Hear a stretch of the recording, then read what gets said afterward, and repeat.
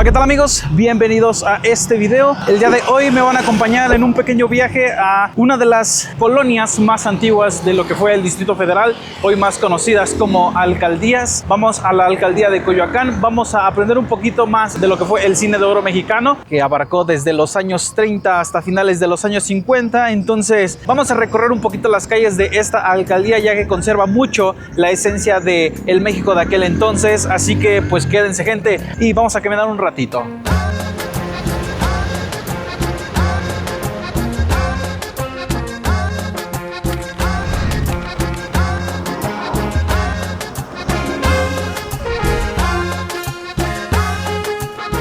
Si bien Coyoacán no formó parte fundamental dentro de lo que fue el cine de oro mexicano, hoy en día conserva mucha de la arquitectura y la esencia de aquellas décadas.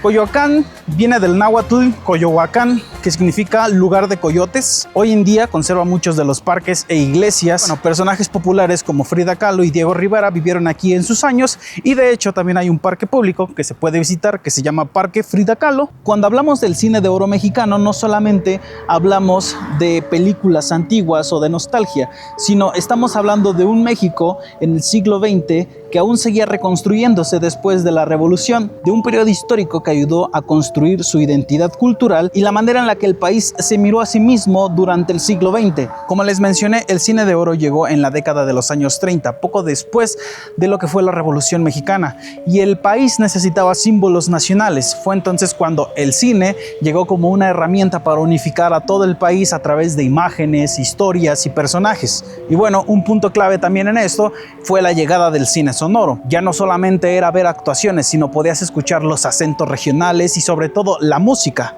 Esto ayudó a, bueno, que pues conectara con muchísimas personas. Fue cuando todo el auge comenzó, ya que se veía reflejado todo un país a través de las imágenes. Ya no solamente era verse en pantalla, sino también era escucharse. Doña Angelita, ¿Qué hubo? ahí está su ahijado del rancho chico que la quiere ver. ¿José Francisco? ¿Dónde?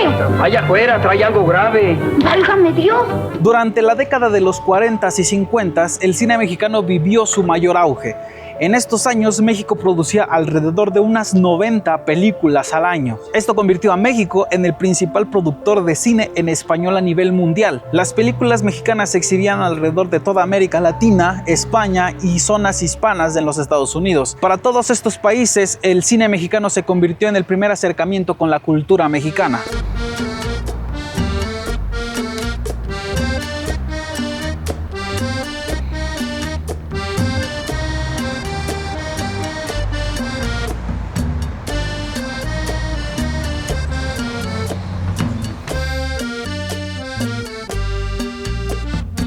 En 1945 se fundan los estudios Churubusco, quienes se convierten en el corazón de la industria cinematográfica nacional. Muchas de las películas importantes del periodo se produjeron ahí, con una infraestructura que permitía las producciones de manera más constante y profesional. Obviamente, con todo esto, el cine también creó un sistema de estrellas, actrices y actores como Jorge Negrete, Pedro Infante, María Félix, Dolores del Río se convirtieron en símbolos nacionales. Representaban ideales muy claros de masculinidad, feminidad, honor. Sus personajes trascendieron a la pantalla y se integraron al imaginario público. El cine de oro representa un logro cultural y artístico innegable. Sin embargo, también hace falta analizar lo que sus historias normalizaron.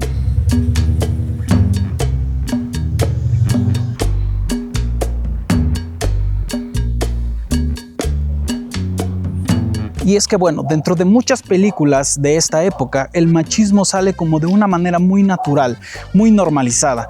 Ya saben, el hombre que es autoritario, celoso, dominante, mientras que la mujer regularmente ocupa un rol de obediencia, espera y sacrificio. Conductas que hoy en día identificaríamos como de violencia o controladoras, en ese entonces eran representadas como pruebas de amor o como carácter masculino. Continuando un poco con la historia del cine, el reconocimiento internacional también llegó cuando en 1946 se estrenó la película María Candelaria, dirigida por Emilio el Indio Fernández. Total 15 pesos 8 centavos. Y me dijo don Damián que te dijera que te da de plazo hasta mañana y que si no le llevas el dinero te quita la marrana. Y es que bueno, ganó la Palma de Oro en Cannes. Fue uno de los grandes logros internacionales y consolidó la idea de que México podía competir a nivel mundial.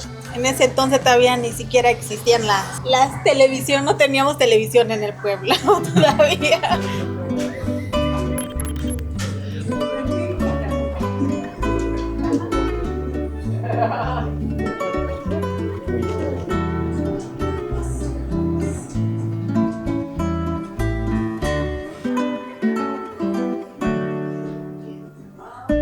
Pues el cine de oro a mí me recuerda al cine en blanco y negro y al cine de los grandes famosos en México que construyeron, digamos, el cine. Creo que la película que más recuerdo es Nosotros los Pobres y pues Pedro Infante. ¿Por qué le pegas al chango ese? ¿No viste que chocamos? ¿Quién es? Un desgraciado. La del Marcelino Pan y Vino. Creo que las relaciones se representaban en una mujer que era muy sumisa y que era una mujer normalmente violentada por los hombres. Casi no tenía espacios laborales, era como una mujer que estaba en casa esperando al marido, siempre estaba arreglada. Pues era una diferencia de género total, porque los hombres sí salían, tomaban, se divertían, trabajaban y las mujeres estaban en el hogar. Sí, recuerdo que pues que en ese entonces como que la mujer tenía miedo, ¿no? Le tenía miedo al hombre porque sí, va a llegar y va a llegar tomado, va a pegar, o si no tienes la comida, ¿no? La comida lista, la casa bien arreglada, ¿no? Como que le teníamos pavor al hombre, ahora ya no. Pues eso, yo creo que ahora ya no está tan normalizado las diferencias de género en cuestiones laborales ni sociales. No están normalizadas, más bien están cuestionadas. Yo creo que el cine mostraba la pobreza como un entorno social constante, sin embargo no hacía una crítica muy fuerte, pero sí era algo que estaba en el colectivo, ¿no? O sea, sí estaba todo el tiempo en la sociedad y que era algo que sí se mencionaba mucho y las diferencias de clase estaban ahí presentes todo el tiempo. Bueno, o sea, no como normalizado tanto, porque en ese entonces, pues, la verdad que sí, había como mucha pobreza, ¿no? En ese entonces.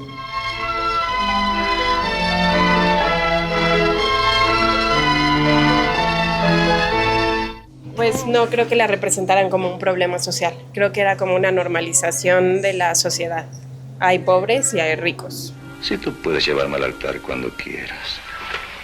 Y bueno, si bien el cine no inventó el machismo, de cierta forma pues lo normalizó, puesto que al usarse en muchas de las producciones, cuando pones algo lo haces normal, entonces la gente comenzó a dejar de prestarle atención o a dejar de cuestionarlo. Otro tema central es la pobreza. Un gran acierto del cine fue colocar al pueblo en el centro de las historias, es decir, un pobre no representaba solamente un pobre de fondo y ya, sino tenía humanidad, tenía valores. Eso hacía que la gente se sintiera identificada con todos los personajes que aparecían en las películas. Sin embargo, pues muchas veces esa pobreza fue romantizada.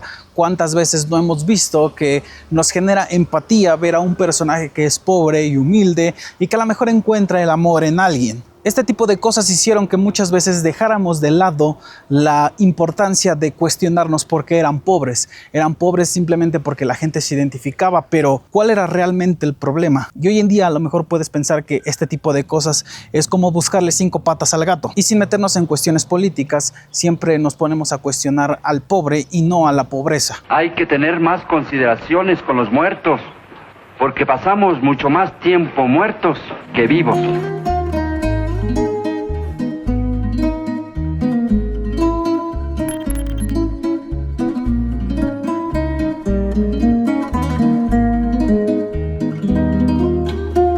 A finales de los 50, el cine de oro comenzó a mostrar señales de desgaste, pues las historias comenzaban a ser repetitivas, los personajes se encasillaban en lo mismo, e irónicamente, la fórmula que les funcionó al principio, pues hacer que el público empatizara con las historias, al final se convirtió también en la perdición de toda esta época. Todo esto hizo que la gente comenzara a perder el interés. Sumado a ello, la televisión comenzó a llegar a los hogares mexicanos, lo cual significaba que había un entretenimiento constante y además gratuito. Ya no tenían que pagar por entradas para ir al cine, podían hacerlo desde la comodidad de su casa. Entonces la televisión cambió la relación entre las personas y lo audiovisual. Aquí entramos en un dato curioso, pues Pedro Infante fallece en el 1957 y muchos creen que a partir de su fallecimiento el cine de oro fue cuando comenzó a decaer. Su muerte no ocasionó por sí sola la decadencia del cine mexicano, pero sí marcó un antes y un después para toda la industria. Infante no era solo un actor, era el rostro más popular del cine mexicano. Era como el ídolo del pueblo y al mismo tiempo lo representaba en sus películas. El hombre trabajador, el pobre digno, el charro, el padre, el enamorado, era como el mexicano ideal. Por lo menos así lo era para millones de personas en ese entonces. Y es que cuando muere, toda la industria cinematográfica pierde a la figura más rentable del momento. Desgraciadamente, XMH Radio Mérida confirma en una forma oficial la muerte de nuestro querido actor Pedro Infante. Y bueno, como les dije, la muerte de Pedro Infante no fue precisamente el fin del cine de oro. Sin embargo, fue un acontecimiento bastante importante, o por lo menos el más sonado, puesto que 4 años antes, en el 1953, fallece Jorge Negrete. Despachos cablegráficos de California han anunciado al mundo el fallecimiento del actor mexicano Jorge Negrete, quien disfrutaba en Cuba de enorme popularidad. Su fallecimiento también debilitó a todo el género, pero no fue un acontecimiento tan sonado como el de Pedro Infante. A principios de los años 60, el modelo industrial que había sostenido a todo el cine de oro ya no era viable. Esto marcó el fin de la época dorada, aunque no del cine mexicano. A partir de ahí, el cine nacional empezó a entrar en otras etapas, con otras búsquedas narrativas y estéticas.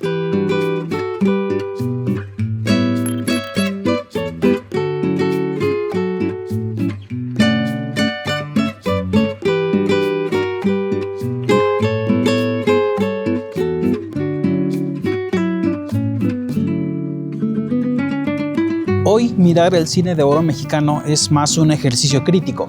No se trata de idealizarlo o de querer cancelarlo. La gran diferencia de entre ese entonces y hoy en día no es solamente el machismo y la pobreza, que ambos sigan existiendo, sino que hoy en día tenemos el lenguaje y las herramientas para nombrarlo y cuestionarlo. Revisar el cine de oro desde el presente nos permite ver de dónde venimos y hacia dónde queremos ir, porque el cine no solo refleja una sociedad, sino también influye en ella. Y mirar el cine con atención es una forma, al final, de mirarnos a nosotros mismos también.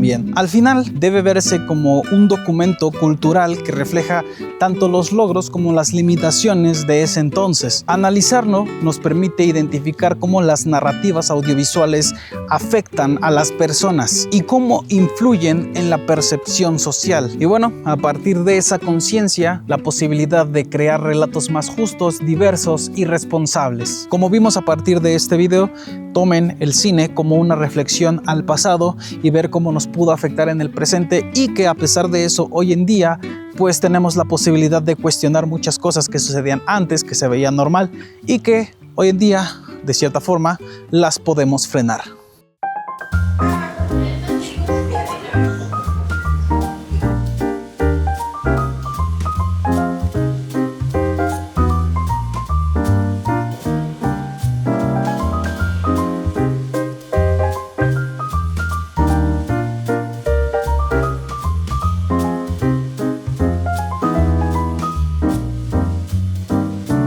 No solo unían, no, ¿cómo era? ¿No solo qué?